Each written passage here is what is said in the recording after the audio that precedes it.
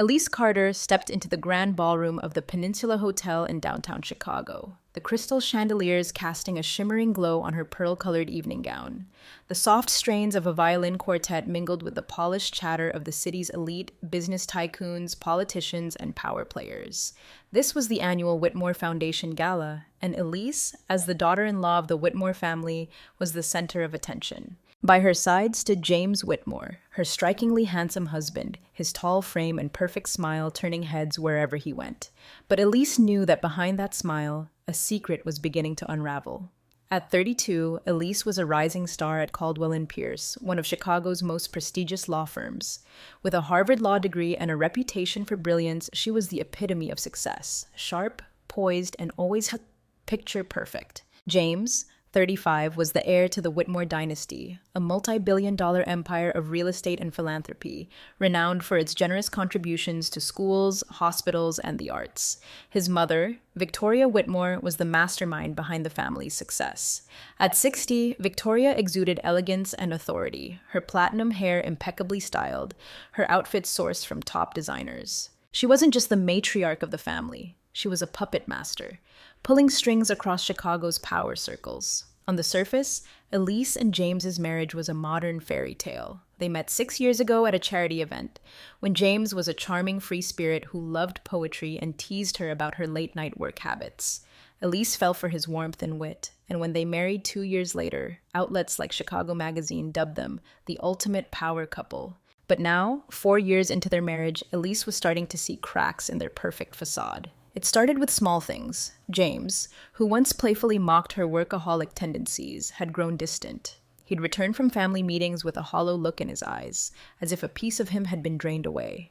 Whenever Victoria whispered something to him at events, Elise noticed an immediate shift. His shoulders tensed, his voice lost its ease, and sometimes he looked at her like she was a stranger. "Mom's just trying to help us," he'd say, but Elise couldn't shake the feeling that something was deeply wrong. One evening, while helping James review some Whitmore Foundation documents, Elise stumbled across something odd. A $2 million transfer labeled strategic consulting to a company in the Cayman Islands, a place notorious for shady banking. When she asked James about it, he shrugged. "Probably Mom's doing. She handles that stuff," he said, his eyes darting away.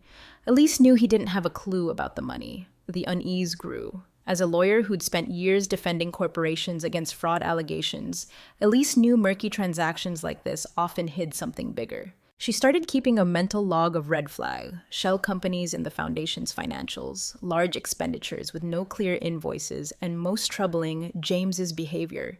He'd slip into a daze after meetings with Victoria or his cousin William, a family lawyer.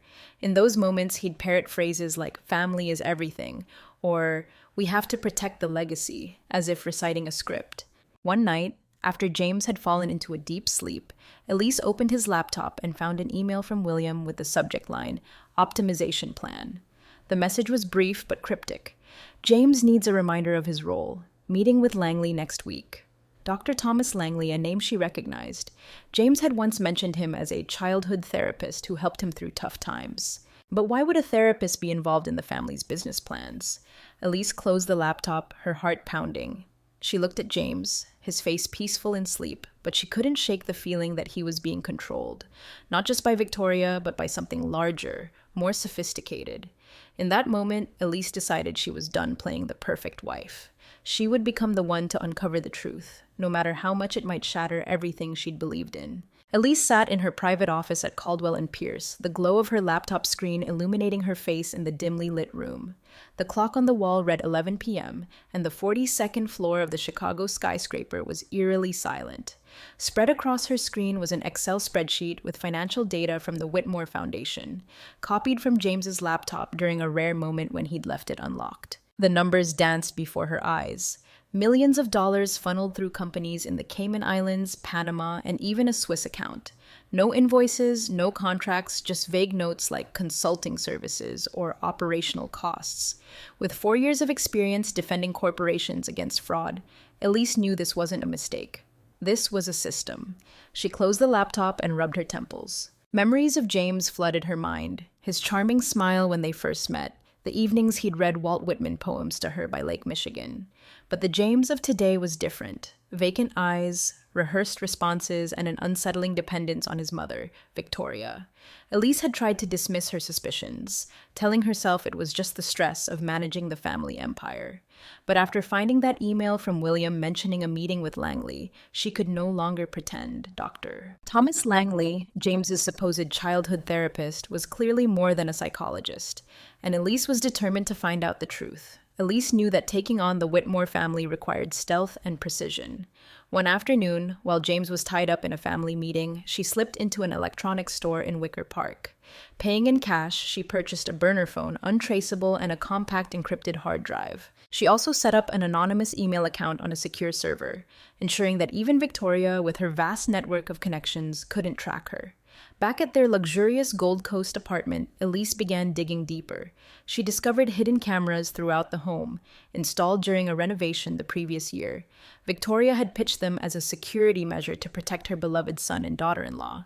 But Elise, with her lawyer's instincts, didn't buy the act. One night, while James was away on a business trip, she spent hours combing through the apartment. Tucked beneath a decorative wooden panel in the living room, she found a tiny camera, its lens trained on her desk. In the bedroom, another was concealed in a picture frame. In total, she uncovered 7 cameras, all wired to an external system. Instead of destroying them, Elise took a bolder step. She hacked the camera system using open-source software she'd studied. She created a looped video feed of mundane activities, Elise working, reading, or cooking, to mask her covert investigations. Whenever she needed to work in secret, she activated the loop, turning the apartment into a stage that Victoria couldn't penetrate. With the surveillance neutralized, Elise began gathering evidence. She copied more files from James's laptop, focusing on the Whitmore Foundation's transactions. One company, Blue Horizon Consulting, kept popping up, receiving tens of millions of dollars with no trace of actual operations. Digging further, Elise found it was registered under a fake name in Delaware, a state notorious for corporate secrecy. She also uncovered emails between Victoria and William referencing optimization plans and ensuring James's compliance. The language chilled her. It didn't sound like business jargon. It sounded like a control strategy. But the real shock came when she found a hidden file on an old hard drive of James's, locked with a password. After nights of trial and error, she cracked it using Victoria's birth date, a detail that betrayed the matriarch's arrogance. The file was a contract between the Whitmore Foundation and Dr. Thomas Langley, detailing monthly payments of $25,000 for behavioral consulting services. The contract spanned over 20 years, starting when James was just 12. Attached was a brief report describing Project Guardian, a program designed to shape behavioral responses to ensure loyalty to family objectives. Elise's blood ran cold. This wasn't therapy. This was psychological manipulation. Elise realized that to bring down the Whitmores, she needed more than scattered documents. She needed an airtight arsenal of evidence, securely stored and ready to deploy at the right moment. In the sprawling walk-in closet of their apartment, the only place free of cameras, she created a hidden vault. She removed a false wooden panel in the wall and stashed a waterproof box containing the hard drive, the burner phone, and a backup laptop. This was her war chest, holding every piece of evidence: screenshots, email copies, and detailed notes on James's behavior. She also started tailing Victoria's meetings. One morning, under the pretense of going for a jog, Elise drove to a chic cafe in the Loop, where she spotted Victoria meeting Langley. From a distance, she snapped photos through the window, capturing the moment Victoria handed Langley a thick envelope. Those images, paired with the financial records, were the first critical pieces of the puzzle Elise was assembling. Over the next 4 years, Elise lived a double life. By day, she was Elise Carter, brilliant lawyer, perfect wife, dazzling beside James at charity events with a radiant smile. She attended galas, shook hands with senators, and was introduced by Victoria as the pride of the Whitmore family. But by night, in the shadows of her office or closet, she was an unrelenting investigator, peeling back the layers of her husband's family secrets. Each time James returned from a family meeting with that vacant look in his eyes, Elise documented it: the time, the place, and the specific shifts in his behavior. She noticed he'd repeat phrases like "family comes first," or "we have to protect the legacy," after meeting Victoria. Once she deliberately asked him about Blue Horizon Consulting, and his reaction sent a chill through her. He stared at her with a flicker of confusion, then abruptly changed the subject, as if a switch in his mind had been flipped. Elise knew she was wading into dangerous territory. Victoria wasn't just a controlling mother-in-law, she was a master strategist with connections spanning judges to high-ranking officials. But Elise wasn't afraid. She'd faced down corporate giants in courtrooms, and she knew that the truth, if meticulously built, would be her greatest weapon. All she needed was time and the perfect moment to strike. The sunset bathed the Chicago River in golden hues, its light glinting off the glass facade of Riverfront, one of the city's most exclusive restaurants.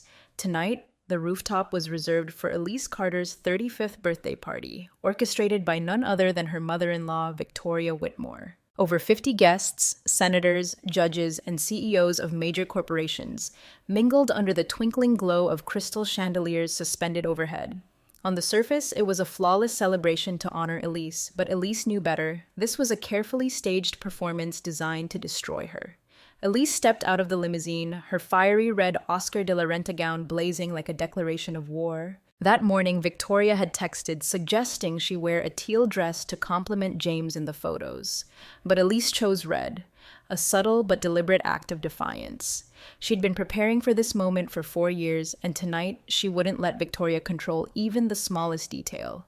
James, impeccable in a tailored tuxedo, offered his arm to steady her. His smile was as charming as ever, but his eyes were vacant, as if he were playing a part in his mother's script. "Mom really went all out," he said, his voice flat. Elise flashed a practiced smile, the kind she'd honed in courtrooms. "Victoria always knows how to make things special," she replied, her warmth masking the storm brewing inside her. Inside, the party was a masterpiece of precision. White orchids, Victoria's favorite, adorned every corner.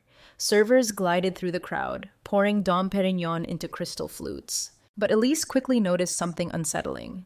Not a single colleague or close friend of hers was on the guest list. The room was filled exclusively with the Whitmore family's inner circle, people who'd side with Victoria if push came to shove. Even her old mentor from Caldwell and Pierce, who'd treated her like a daughter, was absent. This wasn't a birthday party. It was a trap. Elise moved through the crowd, shaking hands and smiling at guests. She caught Victoria watching her, the matriarch's icy gaze cloaked in polished elegance. Dr. Thomas Langley, James's therapist, was there too, seated in a corner, tapping notes into his phone. Each time James approached Elise, Langley looked up, as if observing a lab experiment. William, James's cousin and the family's lawyer, kept glancing at the entrance, like he was expecting someone. After the main course, an artfully plated Wagyu beef dish, Victoria rose, lightly tapping her champagne flute to draw attention. "Before we enjoy dessert, I'd like to take a moment to honor our dear daughter-in-law, Elise," she said, her voice honeyed but razor-sharp. The crowd applauded, phones raised to capture the moment. Victoria continued, 4 years ago, James brought Elise into our family. She's brilliant, devoted, and an essential part of the Whitmore legacy. Tonight, we have a special announcement." Elise felt the air shift. She glanced at James, who was visibly tense, his hand gripping his glass tightly. Victoria stepped closer to him, resting a hand on his shoulder and whispering something in his ear. James's eyes narrowed, as if a switch had been flipped. He stood, his voice stiff and devoid of emotion. "Elise, you've betrayed our family. We know you've been investigating the Whitmore Foundation and contacting the SEC." The room fell silent. Elise locked eyes with James, her heart pounding but her face a mask of calm. Before she could respond, James raised his hand. A sharp slap echoed through the room, so forceful that Elise stumbled to the floor, her red gown smudging with dust.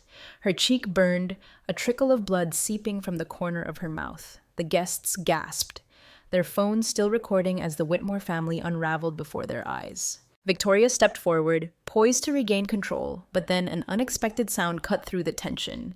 Elise's laughter. It started softly, like a breath, then grew, sharp and resonant, echoing across the rooftop. Elise rose slowly, wiping the blood from her lip with a white silk napkin, her eyes blazing. "Thank you, Victoria," she said, her voice clear and steely. "You've just made this so much easier for me." She turned to the stunned crowd. What you just witnessed was a perfect demonstration of the behavioral conditioning the Whitmore family has inflicted on James for over 2 decades. That slap, it wasn't James's choice. It was triggered by Victoria's whisper, a programmed signal embedded since he was a boy. Victoria's face paled, and she tried to interject. "Elise, you're unwell. You need help." But Elise raised a hand, silencing her. "Check your phones," she told the crowd. Right now, major news outlets and federal agencies are receiving thousands of documents I've compiled over the past 4 years, proof of the Whitmore family's financial fraud, money laundering, and psychological manipulation. She turned to James, who was staring at his hand in horror as if unable to believe what he'd done. "James," she said softly, "you're not the enemy. You're a victim, just like I was." Then she locked eyes with Victoria, a cold smile curling her lips. "You thought you could control me, but I've been playing this game longer than you realize, and tonight, you've lost." Elise's laughter still echoed across the riverfront restaurant's rooftop, sharp as a blade slicing through the stifling air. Her cheek still stung from James's slap, the blood on her lip drying into a crimson streak, but her eyes burned with the confidence of someone holding all the cards. Victoria Whitmore, the woman who'd orchestrated Chicago's power plays from boardrooms to ballrooms, stood frozen, her diamond-ringed hand clutching her champagne flute as if she could crush it. The guests, senators, judges, and CEOs began to murmur, their phones lighting up with the first breaking news alerts. Whitmore family accused of $100 fraud. Whitmore Foundation linked to psychological manipulation. Elise knew this moment marked the beginning of an empire's collapse. When Elise declared that her documents had been sent to the SEC, FBI, and major outlets like the Chicago Tribune, she wasn't bluffing. 4 years of preparation had culminated in a dead man's switch installed on her burner phone. When a sensor detected the physical impact of James's slap, exceeding a preset threshold, the system automatically triggered, sending thousands of documents, videos, and audio recordings to authorities and the press. Within minutes, headlines began to spread. The Whitmore's dark secrets exposed. Heir to Whitmore fortune, a victim of mind control? Every phone in the room became a window into Victoria's downfall. Elise stepped closer to Victoria, her voice calm but cutting like a surgeon's scalpel. "You thought that slap would silence me, didn't you? But you forgot one thing. I'm a lawyer. I don't just anticipate my opponent's moves, I build the entire chessboard." She turned to the crowd, their phones still raised, capturing every word. That slap from James wasn't his choice. It was the result of Project Guardian, designed by Dr. Thomas Langley under Victoria Whitmore's direction, to turn James into a puppet starting when he was just 12 years old. Langley, edging toward the exit, froze as Elise's gaze pinned him in place. "Don't leave so soon, Dr. Langley," she said, her voice soft but commanding. "The FBI will be very interested in the $25,000 monthly payments you received, labeled as behavioral consulting, and those videos from your therapy sessions where you embedded triggers to control James." Langley's face drained of color, his trembling hands dropping his phone to the floor. Elise gave a faint smile. "I have copies of everything, by the way." Victoria tried to regain control, her voice quivering but still clinging to arrogance. "This is an unfortunate misunderstanding," she said, addressing the crowd. "Elise has been overwhelmed by work. We only want to help her." But her words were cut off by the chime of a senator's phone nearby. He glanced at the screen, muttering, "The Chicago Tribune just published. They have documents." The powerful faces in the room began to shift, some stepping back, others whispering urgently, their eyes filled with unease. Victoria's alliance, built over decades with money and connections, was crumbling before her eyes. Judge Peterson, a longtime Whitmore ally, stood and shook his head. "Victoria, I think we need to speak through lawyers." A bank executive's wife tugged at her husband's arm, whispering, "We need to leave, now." William, James's cousin and the family's lawyer, once brimming with confidence, stood frozen, his eyes darting as he calculated how to save himself. Elise watched it all, cataloging every reaction. The people who'd once shielded Victoria were abandoning her, like rats fleeing a sinking ship. Amid the chaos, James remained slumped in his chair, clutching his head, his eyes wild with panic. The slap he delivered to Elise seemed to have shattered a wall in his mind. He stared at his hand, muttering, What did I do? I don't understand." Elise knelt beside him, keeping a safe distance but speaking gently. "James, you didn't do this because you wanted to. Your mother and Langley programmed you, starting when you were a kid. Those therapy sessions, the phrases you repeat, it was all designed to control you." James looked up, his eyes flickering with a clarity absent for years. "The summers at the lake house," he whispered, his voice trembling. "They locked me in a room with Langley. I remember flashing lights, words they made me repeat. If I resisted, they wouldn't let me eat." He buried his face in his hands, his body shaking as memories flooded back. "Elise, I didn't know. I didn't know I'd become this. Elise rested a hand lightly on his shoulder. I know, James. That's why I stayed. I saw the real you, the one they buried. But you're waking up now. She stood, turning to Victoria, who looked smaller than ever, though still clinging to her haughty facade. You thought controlling James would secure your empire. You were wrong. He's not your puppet anymore. And neither am I. At that moment, the elevator door slid open and two men in dark suits stepped out, FBI badges glinting under their jackets. One of them, Special Agent Rivera, whom Elise had been secretly coordinating with for 6 months, gave her a subtle nod. Victoria Whitmore, he said, his voice calm but firm. We have a warrant to seize all your electronic devices and documents. He presented the warrant, and Victoria took it, her hands trembling as if she wanted to tear it apart. She scanned the room for support, but no one met her gaze. Langley, sensing his only chance to save himself, stepped toward Agent Rivera. I have information, he blurted, his voice frantic. I can explain Project Guardian what Mrs. Whitmore made me do. Elise allowed herself a discreet smile. She'd anticipated Langley's betrayal. A coward always puts self-preservation first. She'd sent the FBI just enough evidence on him to instill fear, while leaving a path for cooperation if he took it. As the agents began collecting phones and tablets from the guests, Elise stood at the center of the rooftop, her red gown blazing like a flame in the storm. She looked at Victoria, now in handcuffs, but still holding her head high. You made a mistake thinking I was just a pawn, Victoria, Elise said, her voice ringing through the hushed space. I don't play to survive. I play to win. 6 months after the fateful birthday party at the Riverfront restaurant, Elise Carter sat in the back row of a federal courtroom in Chicago, her eyes calm as she watched Victoria Whitmore enter in an orange prison jumpsuit.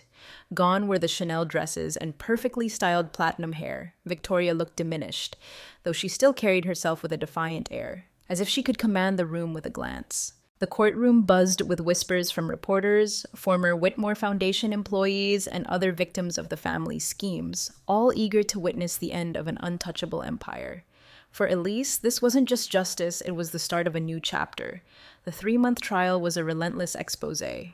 Prosecutors, armed with the trove of documents Elise had secretly compiled over 4 years, painted a damning picture of the Whitmore family's crimes: money laundering through the Whitmore Foundation, bribing federal officials, manipulating stock markets, and most chillingly, Project Guardian, a psychological conditioning program designed to control James Whitmore from the age of 12. Victoria was sentenced to 25 years in prison for fraud, money laundering, and conspiracy, a verdict the Chicago Tribune called a historic blow to Chicago's elite.